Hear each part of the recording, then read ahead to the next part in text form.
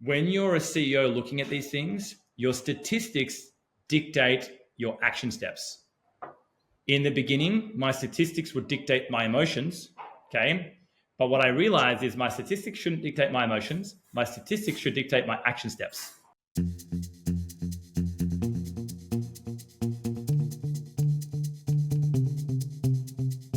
Hello, and welcome to Build Your Remarkable Practice podcast. This podcast is dedicated to chiropractors who are in the seasons of launching and building their practice. Join myself, Dr. Lona, and my co-host, Dr. Bobby, as we have conversations each week as it relates to building the practice of your dreams. And remember, you can have a remarkable practice as part of a remarkable life, not instead of one. We're here to lead you on the way. What's up, team? Welcome back to the Build Your Remarkable Practice podcast with the fantastic Dr. Lona Cook and myself, Dr. Bobby Lajasovic. Dr. Lona, what's happening? How you doing? How's practice? How's life been? Easter break literally is just fresh upon us. Did you get some time to just recharge the battery? We did. We went camping for the first time in the season, so that was super fun. Yeah, how about you? Well, that's pretty exciting. Tell us about your camping. Do you go on like a tent when you camp, or you stay in cabins, or how do you do it? No, we just bought a Class C RV last year, and I'm becoming an RV mom. And so we went up north like 3 hours. It was so cold but beautiful. But luckily the camper has heat, so it was a great waterfalls and hikes, and it was awesome. So is that like an actual RV, like in the movies, like a holiday where a family trip goes away and you guys are driving at the front and the kids are at the back? Really? That's how we're coming to Orlando too. We're coming in the RV. We're going to do United States, go all over in the RV over the next 3 to 5 years while my kids still want to do things like this. How cool is that? So you guys bought an RV, you've got your own one? Yeah, you got it. Yep. Nice. I love it. So Bobby, fun story. Do you know why I even started looking at him? Is I saw a chiropractor that had built out and refurbished an RV as a mobile practice. And I was oh my gosh. It looks awesome. I want that. And then as I was looking at him, I'm like, if we're going to buy one, we should just buy it and actually camp in it for a while. And then eventually I could flip it into a mobile practice too. Too funny. Of course, someone's converted one of those into a chiropractic clinic. That had to have happened somewhere. Great idea. Well, you never know when moments of inspiration or ideas are going to strike you, right? Right. Yeah. How was your Easter? It was fantastic. It wasn't RV related. So we had a nice summery Easter still here down under. So I got to the beach a little bit, spent some family time together, which is always nice. We went away on a trip last week as well, 5 days. So it's good to have a couple of weeks break. I was just on mastermind calls this morning talking about that and just talking about the importance. I know we've chatted about it on previous episodes about taking time off, and literally, the more levels that you grow, the more time off you require, because you're accessing and using areas of your mind, of your subconscious, of your brain that, to tap into those areas, they work best when you're fresh. So yeah, I love this time of the year because there's, a lot of public holidays around. We combine that with a bit of a trip as well. And, we usually aim to do that in the middle of the year as well, somewhere around June, July, August, and then somewhere around Q3 as well. So we had a great time. It's very good. That's awesome. Yes. No RVs were harmed in the filming of my holiday though. So maybe something for the future. All right. But seeing as you talked about practice in an RV, here's what we're talking about today. So today's topic is one that when you and I we're masterminding on this, previously we're like, okay, what would you say are some of the top killers to practice growth? In fact, I know that we could probably come up with 7. When we chatted, we're like, all right, there's kind of 7, okay? There's 7 that we see across all the offices that we work with as common traits that are killers for practice growth. But then we were like, well, let's challenge ourselves. And let's say if we were going to distill it down to our top 3, like if you could only have time for 3, what would you say right now are some of the 3 top killers to practice growth, whether an office is in build, so it's just kind of building up and we're trying to fill ourselves up, or whether an office is in scale, which means we've got multiple associates and we're trying to build up multiple chiropractors. I find that these 3 are areas that you've just got to double down on and you've got to understand more thoroughly in order to make smarter decisions, in order to be able to scale your office, right? Mm-hmm. So let's unpack those without further ado, because I know you guys are hanging on. You're like, all right, what are the 3 things, pen and paper eagerly in hand, that are stopping my practice from growing? Or that if I lean into more, it can actually leverage my practice to grow at a faster rate and at a more efficient rate. So without further ado, Dr. Lona, why don't you take us through number 1? And this is no particular order. We didn't say number 1 is the most important. Number 2 is the second most important. There's no order here. But what's the first on your list as a practice killer stopping people from growing? Yep. Okay, so number one is no weekly consistent role playing or team training, right? So that maybe if you're a team of one, you're not consistently training yourself. You're not consistently working on what you're going to say and your scripts and your, flow and your communication acumen. But if you're a team of more than one, you're not training your team consistently going through the rhythms. And if you're certainly starting to scale and have multiple doctors, like, are you pouring in? Do you have the right amount of training for the docs, for the CAs, for the entire team together, where you're actually role playing, where you get uncomfortable and you give feedback to each other, and you're methodically going through a weekly schedule and a rhythm of training. So that would be number one. Yeah, and let's talk about it in a little bit more detail as well, because I look at people, because this is a people conversation now. We've got people on our team. There's a term that's used for people, and that term is HR. Now, HR stands for human resource. Okay. So just like any resource, like if you look at another resource, a naturally occurring resource is gold, right? Or oil. And so we understand the value of oil because it's a natural occurring resource. Well, guess what? Humans are a resource. Okay. So if you down the line, want to build a practice that has some kind of like impact or that's aligned with your vision, your goals, probably it's going to require for you to expand outside of just yourself. Okay. A natural rhythm of a practice is to be growing. And as a practice grows, sooner or later, you're going to have to expand outside of yourself. Or if you're listening to this and you've already got 10, 20, 30 people in your team, you'll know that in order to keep growing, you're going to have to expand the people, expand the team. So when we start talking about people, I always look at that and go, well, what does every single human being have that we talk to our practice members about every single day that we're looking after? What is the one system that controls everything in the body, Dr. Lona? The nervous system.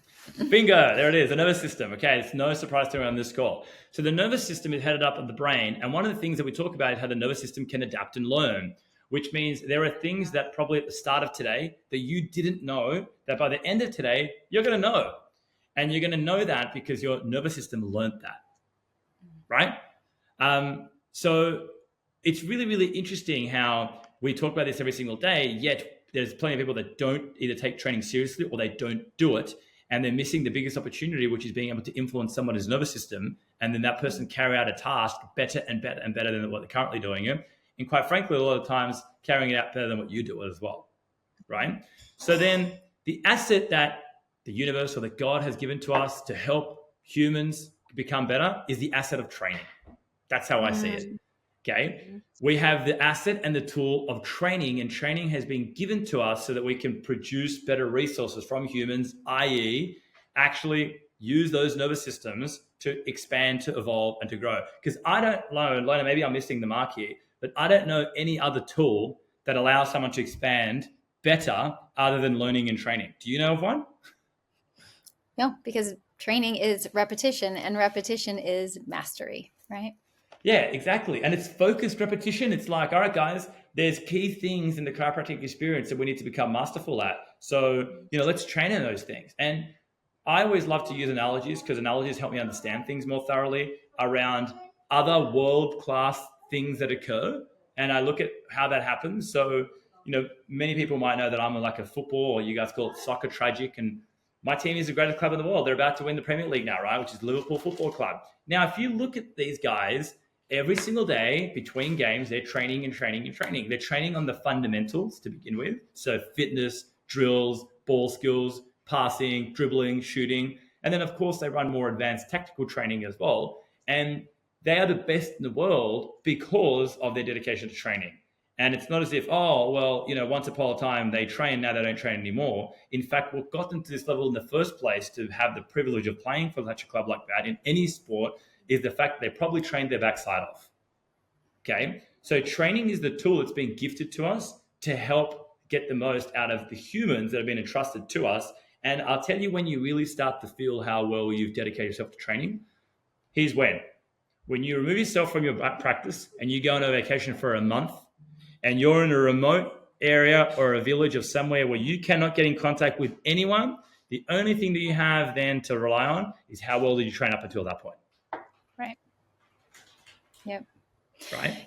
And you can ask yourself too, like maybe you're doing the training, maybe you have it. It's just like, do I have it to would I give myself and my team an A+ here, or are we training at like a C+ or a B+ level? Like, can we keep evolving our training so that nobody gets bored. It stays like exciting and relevant and everyone's growing, because you may be doing it and it may be fairly effective, but could it even be better, right? Like that's, again, training to become the best means that training keeps getting better too. Spot on the mark. Exactly right. And, if you're by yourself, now's the time to just train on your own, because it's going to shape your leadership skills. So when you start to have a team around you, you're going to be better at training.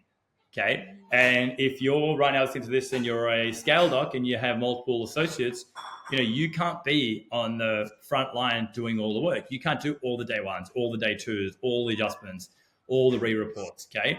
So you want to look at to see, I don't want to give away point number 2. I'll always give away point number 2. All right. But you want to look to see, okay, well, how do I, through my training, direct my energies to make sure that I get the most out of my people? Okay. So training is something that you want to continue to evolve, get better at, have structure, follow a curriculum, because it's the resource that we've been given to help humans reach their potential. And if you're not maximizing it and always asking, how do I make it better? You are missing the opportunity. Mm-hmm. One last thing I'll say about training is if you find like for some reason you don't have enough time, first of all, training can be tight. You just got to get it in. Second of all, use video. Like if you have associates that you want to train on something and you find that you're like not finding enough time to get where you get to sit in a room and have them go through something, have them do video of themselves and you watch it at a better time. Maybe it's not overlap time that you have in the schedule right now, so that you can give feedback. Mm-hmm. Yep, spot on. Love it. Nailed it. All right, so let's talk about number 2 now. Second thing that we see stopping practice from going. I'll reveal this one, and then I'll let you reveal number 3. So number 2, guys, is not keeping proper, thorough, accurate statistics. Okay? So not keeping proper, thorough, and accurate statistics and or reviewing them on a regular basis. Okay? Because in the early days, I'll let you give me a clap. Okay. Sorry, I interrupted you. That's a clap. Thanks, Lona. So in the beginning, when you start on your own, I always like to start in the beginning because we all started there. Okay. So really the only stats I needed to keep is, what were my day one show up rates? How many reported findings did I have? How many converted into care? What was my total volume? Like I could get a good understanding of my practice by knowing like 5 key things. And it kind of gave me a sense of what the practice is doing. Mm-hmm. As your practice grows and evolves, the complexity grows and evolves. So then you want more nuances. You want more things like, all right, well, what's the stick rate? What percentage of people are sticking through to care plans? What are re-sign rates? What are our compliance or kept visit average rates, right? And then as you start adding teams, you want specific individual stats. You want to see each individual chiro, what their day one show up rates, each individual chiropractor, what their day 2 show up rates are and what their conversion rates are. Because at the end of the day, when you're a CEO looking at these things, your statistics dictate your action steps. In the beginning, my statistics would dictate my emotions, okay? But what I realized is my statistics shouldn't dictate my emotions. My statistics should dictate my action steps, okay? That's an important thing to understand, all right? So don't shy away from it, because many people shy away from stats for a while because they know, I'm going to look at this, I'm not going to like what I see, but I'm just happy plodding along and it's growing, I'm pretty sure, okay?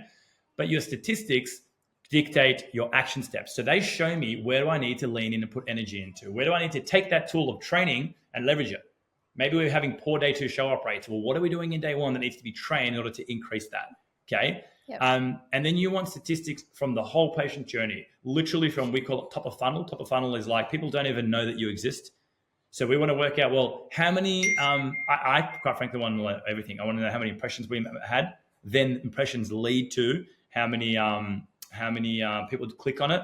Then clicks lead to how many leads do we get. Then leads lead to how many new patients do we get. So I want to know like every step of the journey. If we're looking at a screening, I want to look at how many people were at that screening event, number 1, how many stopped, to chat to us, how many got screened, how many booked at day 1. So I want to know like every step of the process, because then again, it allows me to see where we're missing the mark. And very often, Lona, I've found that you can make small little tweaks, but double your throughput. So I was on the mastermind call this morning and someone was getting leads for $60 a lead and they were doing really well. And it was like, all right, if you focus on this and this and bring that lead cost down to $30, you actually double your throughput if you put the energy in the right area. And he initially was like, well, how do I get my day 1 show up rates better? Because his day 1 show up rates were not quite where the mark was. I'm like, just first create more content so you bring that lead cost down, because that in itself will double the throughput. And then let's also work on how do we improve the day 1 show up rates. And that's when you exponentially start growing. What are your thoughts on stats keeping? What's your mindset around this? Yeah, I think a lot of people maybe they're keeping some stats. Hopefully you're keeping some stats. Like Bobby said, he was keeping some stats to begin with, and then as he grew, he wanted more stats, right? And you also said something earlier where it's like, how often are you actually looking at them? Because it's one thing to have them. It's another thing to methodically every week, every month, every quarter to be unpacking them and actually comparing where were we last quarter to this quarter, and are we comparing apples to apples, or are we not actually aware of what we're even looking at? I think for many people, they don't understand the value of slowing down enough to get the stats actually organized. And that's why we feel like we're spinning our wheels and we can't figure out exactly where our team needs assistance. So we're frustrated with our team a lot of times. Versus if we would slow down to get those stats in order, we actually have some time to spend with our stats, then we could more effectively train our team and more effectively position our team to know how to carry out the vision. So just know it's one of those things like work smarter, not harder. And this is one of those things that if we keep skipping that step, we're like shooting ourselves in the foot. Yeah. Yeah. Success leaves clues. And, I've had the great pleasure to work with a lot of high level people in my life, people that range from millionaires to multimillionaires to hundreds of millions of dollars, right? In like their businesses and their assets. And I can tell you one thing, Lona, that the higher up the scale that you go, the more emphasis is placed into dashboards and statistics and being able to understand your business to the T through every single stat, and then not letting those stats overcome you. Because sometimes people, I feel as though the stats can almost become overbearing, or the stats can almost become like monotonous in terms of like, oh, great, we're going for stats again. Okay. Yes. We shouldn't let it lead to that. But what they're there for is because they allow us to know where and where to put the energy into in order to get the best ROI for moving towards our vision. That's what it is. I'm so glad you said that, because on a mastermind call earlier today, I said, don't lose the forest through the trees. Like if you're, even with, when you're talking to your team about stats, they need to understand them to understand how to work effectively. But the why and the vision and the values and all the things that are a little more, feely, right? Like that is equally as important too for the energy to stay right. So we can't get so like left brained about this too that we lose the juice behind what we're doing. Yep, spot on the mark. Exactly right. So that's why you got to learn to love it, because you love what it does for you, and what it does for you guys move you towards the vision that you hold. Yes. All right. Love it. Cool. All right. So that was number 2, not taking stats seriously enough, not keeping them, or not continuing to double down on how well they keep them. And then number 3, I'll reveal this one because this is one of my favorite areas to talk about. And that is, ready? Okay. Drum roll. Number 3, it's not investing enough in marketing. Okay. Whenever Everybody's shocked that's one of your favorites. Really? You didn't realize? So, Lona, I always cringe. There's a little part of me that cringes when I hear someone say, we are a 100% internal referral practice. And I'm like, ugh. I cringe because I'm like, there's so much lost opportunity there. Like, I'm not saying that's a bad thing that you get a lot of internal referrals. It's a great thing. But if you're so good at getting internal referrals, do you know how well we could compound that? Okay, if we actually started switching on proper marketing from multiple channels, and then your expertise in generating internal referrals, you could compound that. And if the argument is to help as many people as possible, or to be a service as possible, well, then if we learn how to market properly, you have the opportunity to talk to more people. Then you create the compounding effect of your internal referral systems that are so flawless, and then you get more new people to help and serve anyway, right? Yes. I love internal referrals, but let's be frank. Every single major company has a marketing budget. Right now in front of me, I'm looking at Apple products. There's a Toyota product here. There's a Toyota car. My wife has a hybrid. I see, what else do I see here? Sony, the Sony television. All of those companies, guys, have marketing budgets. All of those companies are on the front foot with putting products or putting things in front of you. They're spending money on marketing. Now, actually, this RAV4, did we buy that because it was a referral and someone was like, you know what? It is the most simplest, easiest car when you have young kids. It wastes no fuel. You don't care if it gets dinged around a little bit. Like, yeah, totally. You could kind of say it's internal referral, right? However, in saying that, Toyota doesn't just sit around and go, in fact, Toyota, I think, is the number one producer of vehicles. It could be Tesla now, but I think Toyota was it for a long time. They don't just sit around and go, we just got such a great internal referral network. It's just our customers send us people. No, there are Toyota ads left, right, and center bombarding us everywhere because the product is great if you're looking for a reliable car, hassle-free motoring, efficient and effective. But I don't know that unless I market it to, right? Right. So you should be looking at your marketing, and I want to market intelligently. And if I know my stats, I can market intelligently and aggressively. And when you learn to do the two, you own the market. So good. And for at any stage, right? Like what Bobby just said, realizing that you want to build into a position where you are aware that you're going to want to continue to feed your team, right? So maybe you are the main doc right now, and maybe you have enough new patient action for your practice to be where you want for your vision right now. But if you add another doc or you build a bigger team, this is also where we really need to start to think about, like, how do we bring the message to the masses? And it's not possibly that we're going to just rely on internal referrals. We would build out these other roads into the practice that certainly I believe, you think back into, we all had dissemination down from Dee Dee Palmer, and Dee Dee and BJ would have used all these roads to spread chiropractic like wildfire. So we have that opportunity to do that as well. Yeah. So to keep it a high level, and I don't want to go down the marketing rabbit hole too much because I know we could talk about hours when it comes to this, but just from a high level point of view, to give you something to work towards, a good marketing budget that I shoot for, and an aggressive marketing budget, is 10 to 13% roughly, and this varies a little bit, but I want to make it easy for you, 10 to 13% of your goal revenue. Now, let me distill this down for you. If right now you're a $1 million office and you're shooting for in the next 12 months that you want to become a $2 million office, okay? Well, a $2 million office is $165,000 collections in a month. Let's say right now we're doing $84,000 collection a month, which is a $1 million office. I would look at that and I would go, okay, so my runway from 84 is, first I want to get to 120 a month. Then I want to get to 140 a month. Then I want to get to 165 a month. So I will take 120 a month for the next quarter, take 10 to 13% of that number, and that becomes my marketing budget. Okay. So that way that I'm moving towards $2 million and I'm going 10 to 13% of $2 million extrapolated on a quarterly basis. Does that make sense what I just described? Yeah, I think so. Just that you're always investing in where you're going next based on what the marketing budget should be. Yeah, exactly. But the amount is important, because what I encourage you to do is have a look on the back of this podcast. How much last year did you invest in marketing total?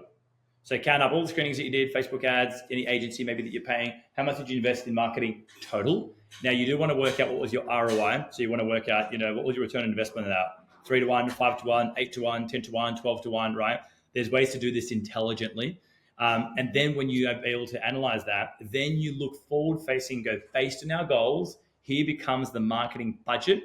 And here are the systems that we're going to use to execute to get the amount of new patients that we need to move from 1 million collections to 2 million collections within the next 12 months. Mm-hmm. Okay. I know that there's a little bit of complexity around what I just said there. If you do have questions around that, guys, feel free to add either myself or Lona on Instagram and just message us the question about marketing, because when you understand that equation and formula, your growth becomes almost uncapped to 8 figures in a chiropractic office. And I'm seeing it now happen with offices. Okay? Bobby, I got a follow-up question. I got a follow-up question to you. So when you're investing, let's use the 1 million to 2 million example there. Yep. This is what I'm going to need to do to feed the right amount of new patients into this growth. Mm-hmm. Are you usually looking at this simultaneously? Do you start doing the marketing before you maybe have the team hires that you'll need to execute at 2 million? Or when does your brain start moving into that direction? So I do both, because I don't want to build a system that we don't have a team to execute, because then I'm burning cash, right? Right. However, mm-hmm. I have a philosophy inside of our business, and the philosophy is that we sprint towards our vision. We don't crawl towards it. So one behavior that I don't like when I see in the company is, we're crawling towards things. We've been hiring for 4 weeks. There's still no team member. We've been doing it.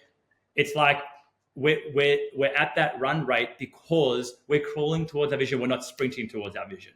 Okay. So I don't like having all conversations. I like having and conversations, and conversations mean, if I know we're at 1 million and we're going to $2 million, what are we going to need to go to $2 million? Well, I can tell you already, if I know your practice, you'll need likely to level up your digital presence. You'll probably need a dedicated call center.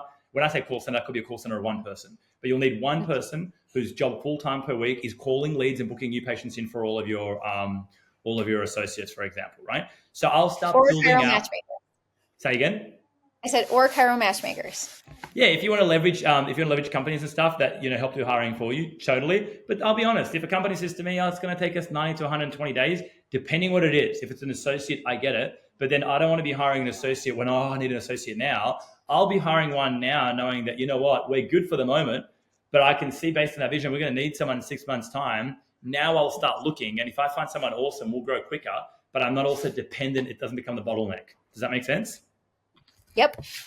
Right? Yep.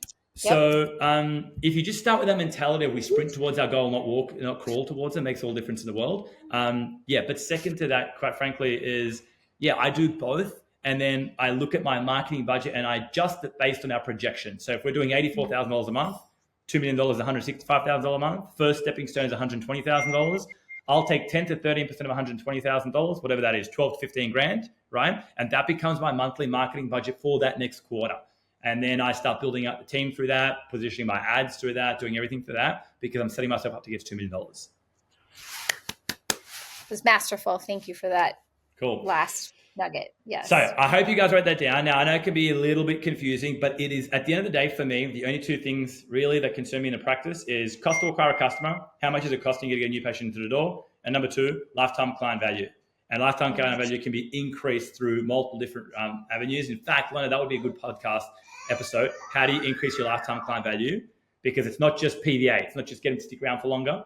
That's one part of it, but there's other triggers in there that increase your lifetime client value. And at the end of the day, if someone's worth more to you, you can spend more when it comes to marketing and therefore grow faster. All right, we'll add it to the list.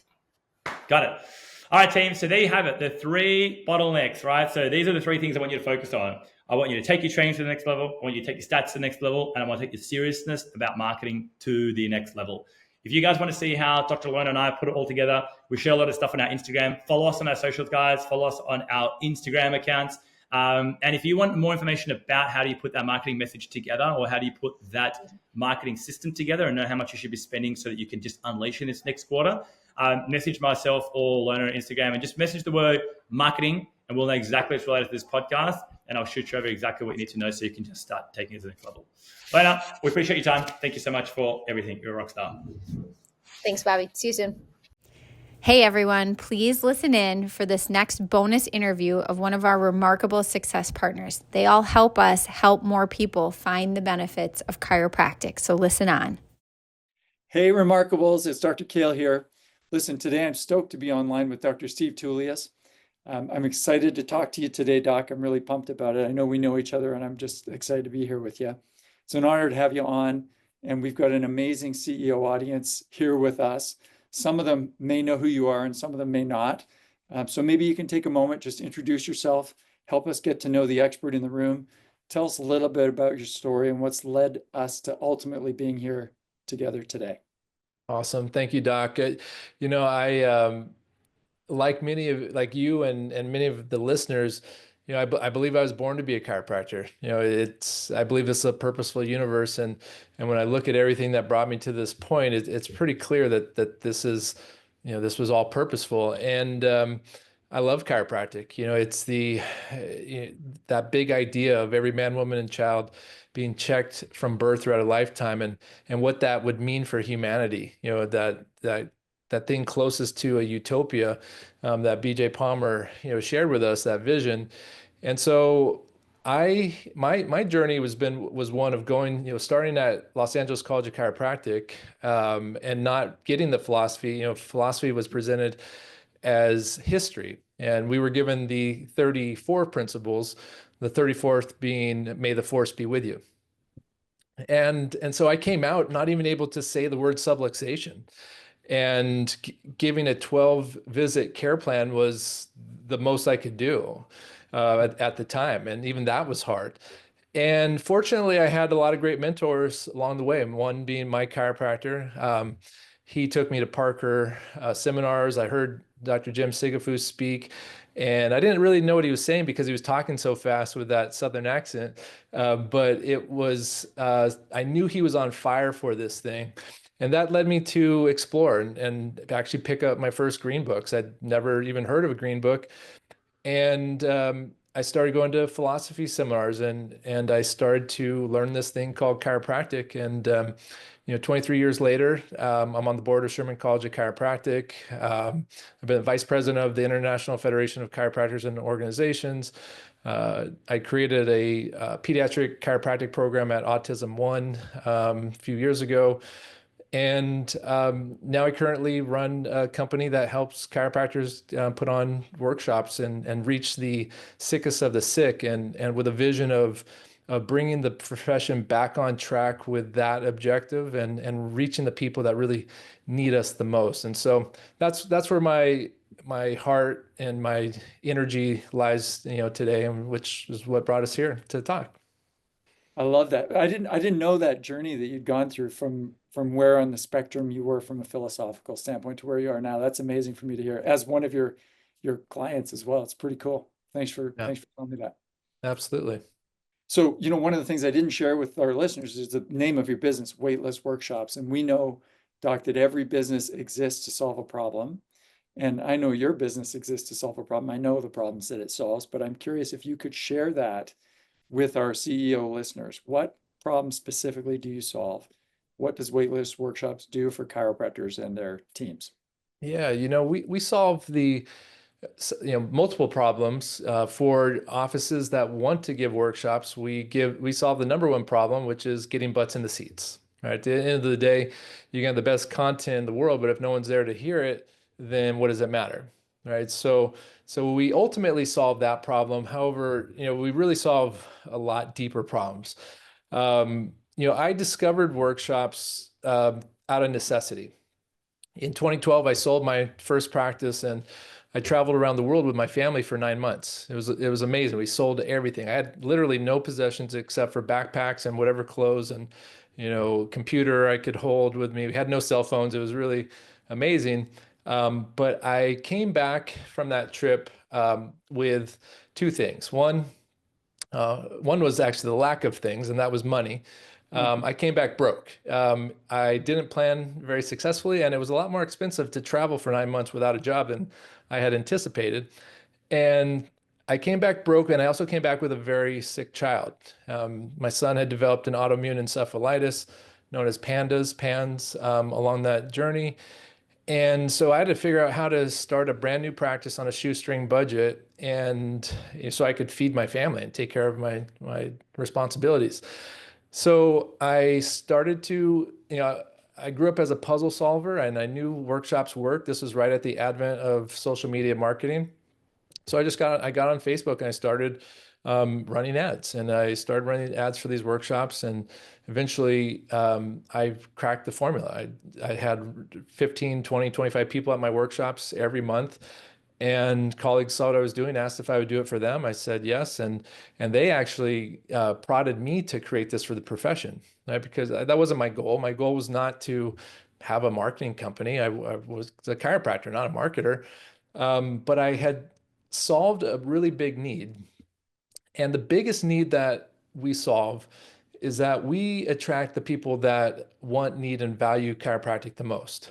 We attract the people who have no hope, the people who are actually responsible for this profession actually surviving, and so that we can even talk today. There's those people who demanded that their chiropractors, when chiropractors used to be thrown in jail, they demanded that their chiropractors be released because they needed them to help them get well and stay well. And along our journey as a profession, we got sidetracked. I've been heavily involved in chiropractic politics. In fact, I was on a Zoom call with the Montana legislature this morning to testify against a bill that would bring drugs into chiropractic. Yeah. And we got sidetracked, and not only on because of the opposition or the others who would have us be something else that we're not. But we got sidetracked in our own camp in the 80s, with insurance reimbursement, and that reimbursement being primarily for neck pain and back pain. And we got sidetracked with our messaging and our mission. And not that it's not great to help people with those challenges, but that was never the reason why 700 chiropractors went to jail. They went to jail for a vision for humanity that was far greater than that. And so what our program does, because of the type of topics that we have, our topics are around neurodevelopment, autism, ADHD, sensory processing disorder. They're around the gut-brain connection, autoimmune issues, fibromyalgia, digestive issues, hormonal issues, chronically ill people, and mental health matters. Those are our three core topics. Those three topics represent 60% of the westernized nations of the world. So 60% of the US population, 60% or more of US and Canada populations fall into one of those three topics. So there's no shortage of need for chiropractic, but there is a massive shortage of demand. And so what we do is we create the demand. That's what marketing is all about. I never, as I mentioned, set out to be a marketer. BJ Palmer never set out to be a marketer, yet he realized that he had to get that message out to the world. So he created the first radio station west of the Mississippi. He had his own printing press. And so the vision for this is to create the demand, because as I mentioned, I was highly involved in chiropractic politics. I've testified in front of the U.S. Department of Education twice regarding the CCE. And what I recognized after a while was that I could do a whole lot more by promoting versus attacking. And if this thing that we're talking about, if subluxation is massively detrimental to the expression of health and human performance and function and potential, and releasing that interference has this amazing restorative impact on physiology, health and function, then that message should be valuable enough for the public to grasp and to demand, to have access to. And so I started focusing on demand and creating awareness. And that's the vision for this, having these workshops in every community around every part of the world. We're currently we're in 4 continents, and we're expanding. We're about to go into Brazil, Argentina, Mexico. We're in Australia, Canada, of course. We've been in Taiwan, Amsterdam. The vision is to have a unified message where we create demand for subluxation focused, nervous system based chiropractic. So that's the problem we solve. Yeah, well, thank you for that. And I can speak from my own experience, right? We've used Waitlist Workshops now for, I think, the last year. Is it about a year, Steve, that we've been? I think so, at least. Yeah, somewhere around there, Kale. Yeah, and I've seen your program work in offices like ours that are scaling and have a big team. I've seen it work. That's one of the things I think that's genius about it, is it works in big offices that are scaling. It also is really valuable tool for folks that are in that build season of their career, where they're really trying to get their office off the ground and get new patients in and see new patients and help people get the word out in the community. So I can see the value of that. In our office, and you I think know this, I was involved in the onboarding of our team into your program. I haven't yet done a presentation, and we have incredible results with your program. Our team does the presentations. It works fantastic. A couple months ago, I think I shared this with you. We had one talk, we had over 70 attendees at the talk. Wow. And scheduled 32 or 33 new patients from that one talk. Amazing. Yeah, it was amazing. So thank you for that. I appreciate your absolutely helping our team with that and helping our community with that.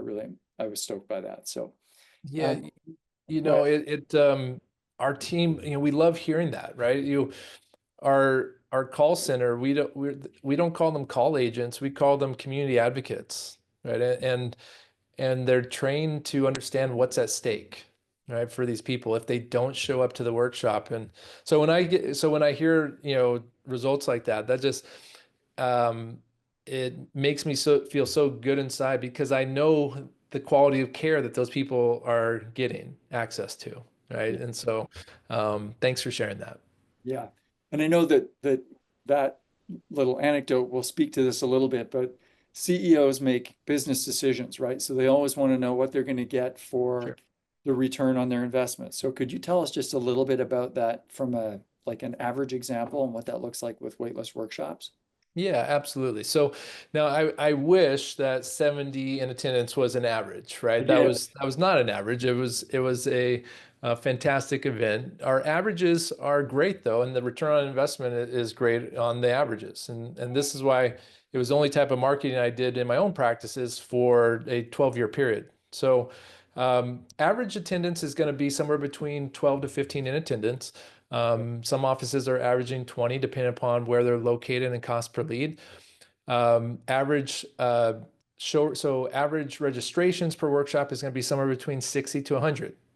Show rates are going to be somewhere between 18 to 22%.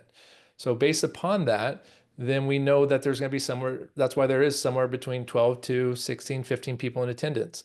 It really is a math problem, at the end of the day. And that's how I look at it. So with a average conversion rate of 60%, and an average, that's to new patient exams, an average conversion rate of people to care of 60 to 70%, then people are looking at an average of somewhere between 6 to 10 new patients per workshop. And then with an average ROI, or I'm sorry, an average case value of 3,000, and that's on the low side for most offices. These are people, and that's something that is sometimes hard. I always have to talk about this when I'm talking with new docs, is that I just ask them the question, based upon the types of people that these topics, bring into your practice, where do you think they lie in terms of being mild, moderately, or severely subluxated? And so the answer is typically moderate to severe. Yeah. That's what they typically tell me. And the answer from my experience in giving over 300 workshops personally is that they're usually, they're usually in the severe range, but definitely moderate. And so these people don't balk at needing corrective care. This program was developed in my practice, which was 100% cash, and we did year-long care plans. That's all we offered. And we had a high conversion rate with these people, and 80 to 85%, depending upon the associate, who was running this. But this is, as you mentioned, this is highly scalable because I moved to Texas. My practices were in San Diego, and those practices were run by associates with the only marketing we did was workshops. And they had an amazing success rate. So it's a really scalable way to grow a practice. Yeah, I love it. I mean, it certainly worked well for us and so many clients that I know personally. So I'm excited about that. I'm also curious, Doc, when you think about what's coming next, what's important next, as you look ahead at the challenges that we're facing in the profession, as you assess the needs of the profession in the future, how do you see Waitlist Workshop preparing docs for what might be coming? So there's several things that I see happening. Number one is, and this is why, even though I've seen the major challenges politically and the drive to turn chiropractic into a more medicalized system, the research has been catching up with our philosophy over the last few decades. There's studies showing us that adjusting the upper cervical spine has a positive impact on the autonomic nervous system, right? There's more and more research focused on things like HRV. We have studies looking at cerebral spinal fluid flow and cerebral blood flow. So we have all this really positive data coming out in support of what chiropractic philosophy and science had always been saying. And so I believe that the research is going to continue to really clearly show us and the world, not us because we already know, but show the world the true value of chiropractic. And here's something really positive. I used to have a company called Chiropractic Is, and we built websites, we built brochures and posters, things like that. And the reason I called the company Chiropractic Is ... was because I was really acutely aware of the situation on Google where with autofill, if you typed in chiropractic is, what do you think it came up with? Not positive things. Chiropractic is, excuse my French, but bullshit. Chiropractic is a scam. Chiropractic is pseudoscience. Chiropractic is a cult. Chiropractic, is it safe? You know, these are the things that came up. And if you typed in chiropractors are, it was even worse, right? And something happened recently. I hadn't looked this up in a long time. I used to speak on that topic for about a 10-year period in the profession. And so I was telling someone about this, and I went to go look, and I started typing it in, and it was actually very positive. Right. Awesome. Now, I don't know if it was just because of my instance of Google and knowing that I'm a chiropractor and all these things. I don't think so. We should take a sample and find some people who aren't chiropractors to type it in. But it was actually very positive. So I believe, and just based upon trends in giving workshops and hearing the data, from our clients, skeptics are far and few between.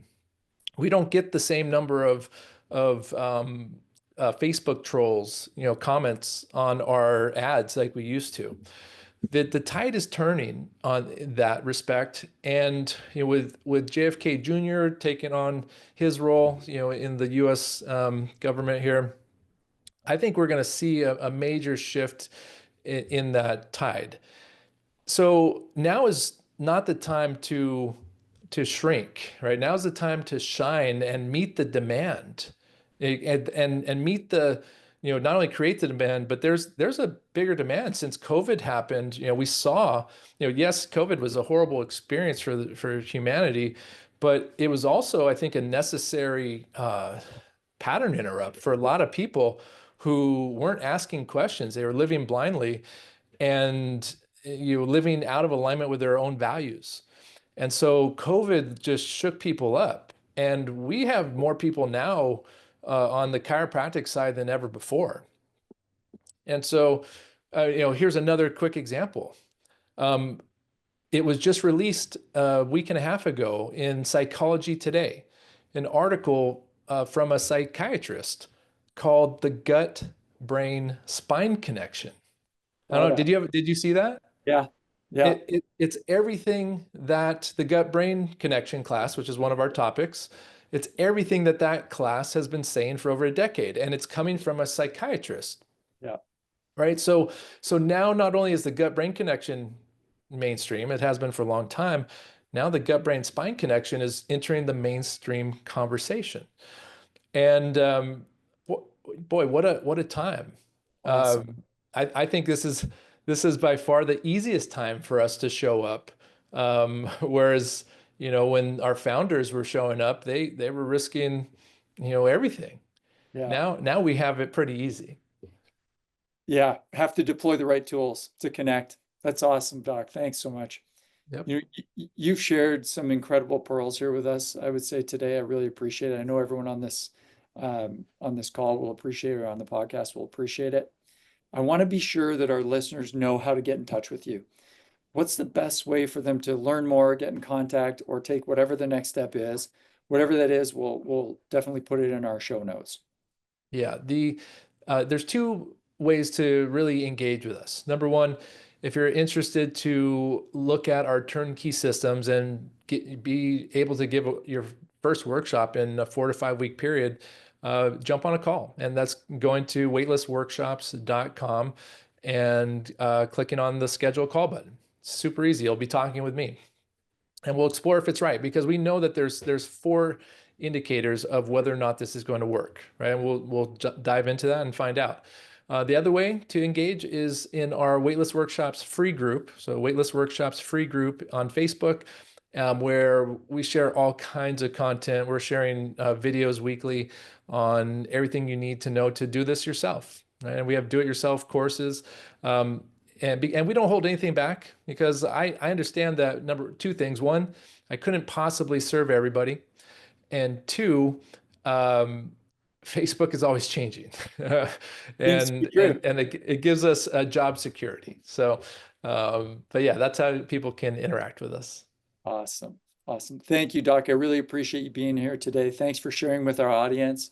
I think you shared some awesome things. Looking forward to getting it out to our crew of Remarkables. And I can't wait to connect with you again, hopefully at the next immersion. If you're there, I know you're having a new edition, so you maybe won't be at the next one, but your team will be, I'm sure. Yes, I won't be at the next one. And unfortunately, because I am expecting a newborn in the family, very excited about that.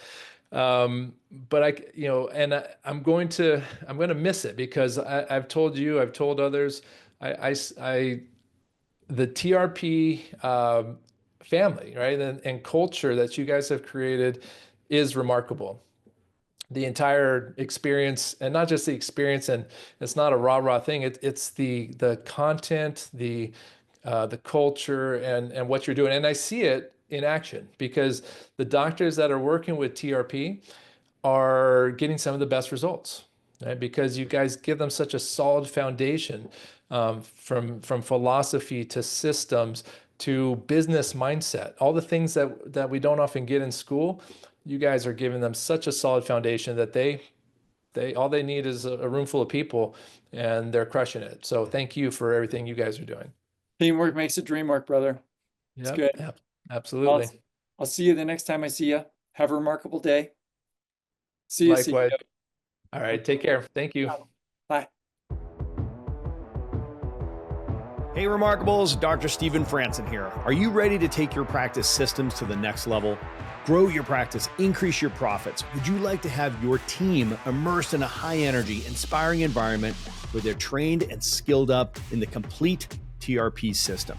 I've got great news. It's that time of year again. It's time for the Remarkable Conversion and Retention Immersion.